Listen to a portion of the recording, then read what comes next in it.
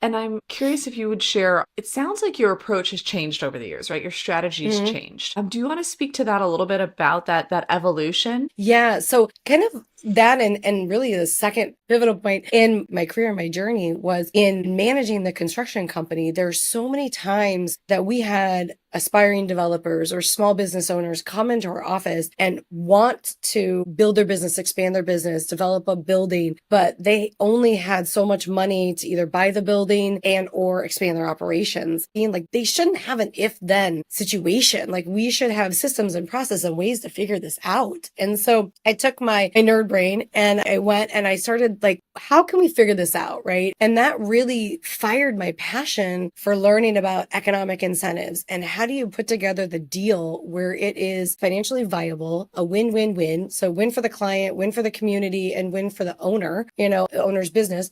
And so how do we create all that together? That's really the pivotal point that took me from not buying my family's construction company. And really at the time I had two boys, but they were smaller, crawling around on the floor. And I went to my husband and I said, hey, could I have $2,000 out of our savings account to launch this company in 6 months? And if I can't make a go of this in 6 months, I'll get a real job. That was our deal. And I had the Trefsker's Bakery project. I was working with them and I really wanted to lean into them and lean into that project and go all in and say, let's figure this out. Let's figure out how we get these structures together for these small businesses to expand and also create financial wealth. Because with the bakery, they had rent since 1861. Now, as a real estate investor, and I know you have a lot of them in your audience, you're thinking, oh my gosh, you bought those buildings how many times over at the time? Yes, exactly. But they were never given the opportunity to buy it. And why would you if you're the landlord, right? Just keep paying me rent. But they were also never in a place